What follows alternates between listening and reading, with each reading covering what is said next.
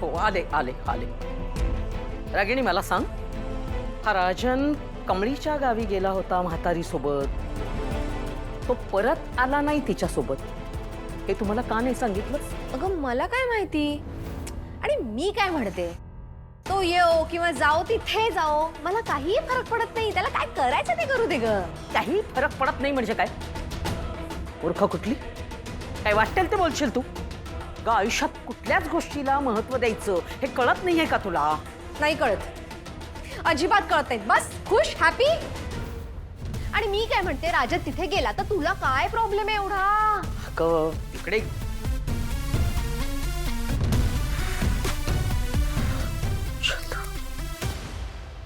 हिला काहीच बोलायला नको. जर राजन तिकडे पोहोचला असेल तर त्याला सगळं सत्य कळेलच की कमळी त्याचीच मोठी मुलगी आहे. काय झालं? हा, तू आल्यापासून अशी वियर्ड का वागतेस? काय झालं काय? शी, काय बोलत पण नाही बाई. मला वाटलं मस्त येशील, मस्त पार्टी बद्दल डिस्कस करशील, काय घालायचंय काय नाही याच्याबद्दल बोलशील, पण नाही, तुला कटकट करायची आहे. आता प्लीज बोल बोल. ए मूर्ख, कधीतरी स्वतःचं डोकं वापर ना. कधीतरी स्वतःचा काहीतरी विचार करायला शिकशील का नाही? का सगळ्या गोष्टी फक्त आईने भरवायच्या? एक काम धड दिलेलं ते जमलेलं नाहीये. कधी लक्षात येणार आहे देवास ठाऊक. आता बोलून तरी कशाला तोंडाची वाफ दवडते ही? जे काय आहे ते मलाच करावं लागणार आहे ना.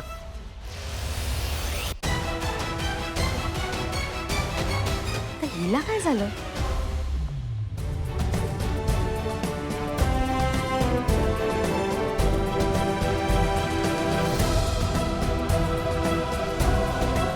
आज सकाळपासून इथं कोणी जखमी अवस्थेत बाई आल्या का? एक मिनिट, मी चेक करते. हो, आणलं होतं. कुठं आहे? मला भेटायचं आहे. त्या तिकडे 3 नंबर बेडवर.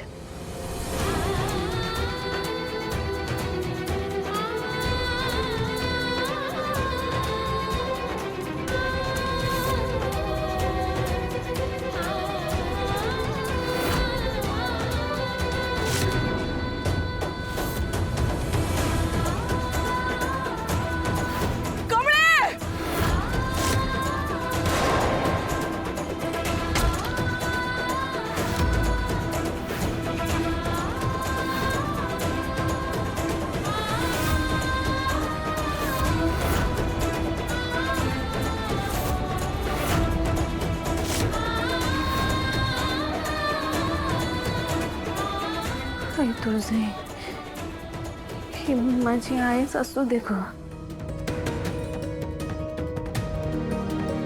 कमळे, टेन्शन घेऊ नकोस, काकीच असेल.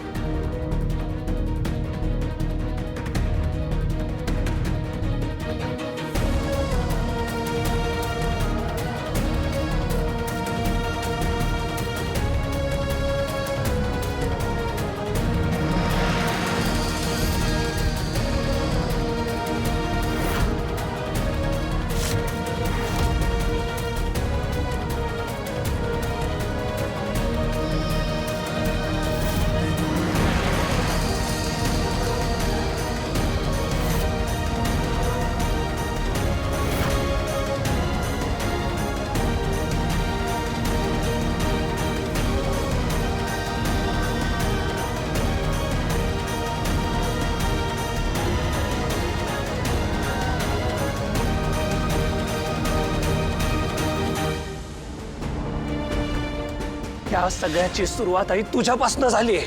तू त्यांच्या चारित्र्यावर बोट ठेवलंस ना, म्हणून हे झालं, नाही तर झालंच नसतं. तू जर आज या घराच्या बाहेर पाऊल टाकलंस तर या घरचे दरवाजे तुझ्याकरता बंद होतील.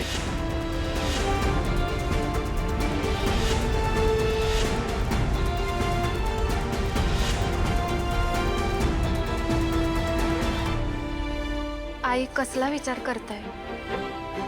आई प्लीज काहीतरी खाऊन घ्या ना. तुम्ही काहीच खात नाही. आज सकाळी पण तुम्हाला कॉफी आणून दिली, तुम्ही ती पण नाही घेतली. असं कसं चालेल? नाही राधिका, काही नकोय मला.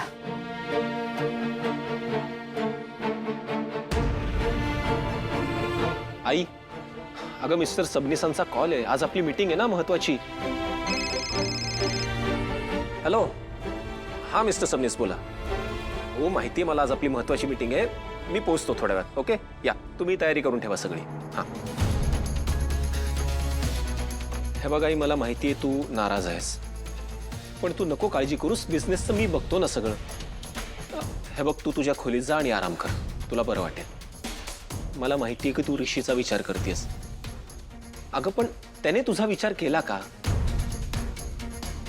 हे बघ, कसलाही विचार न करता तो सगळं, आपलं घर हे सगळं सोडून निघून गेला. अगं मग तू काय टेन्शन घेतेस? हे बघ, मला असं वाटतं ना की ऋषीला थोडे दिवसांनी अक्कल येईल आणि तो स्वतःच परत घरी येईल. तुझा आराम कर. आणि हा, म्हणलं तसं बिझनेसचा विचार अजिबात करू नकोस, मी सगळं हँडल करेन. ओके?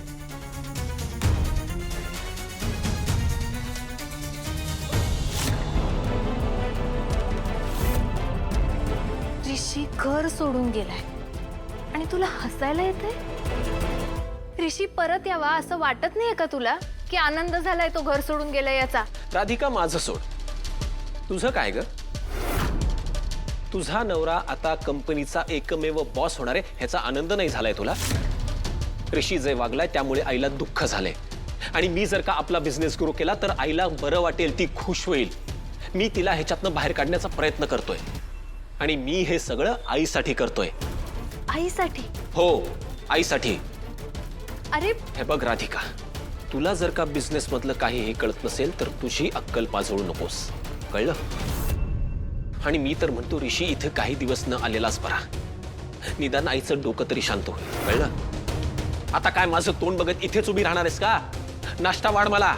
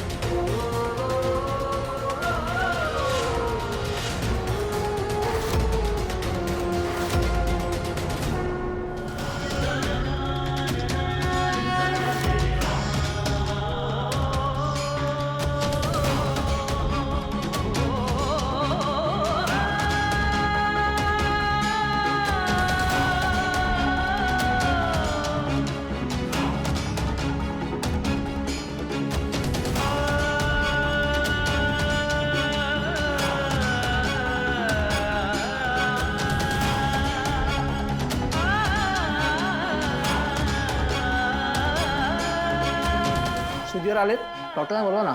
मी डॉक्टरांना बोलवते.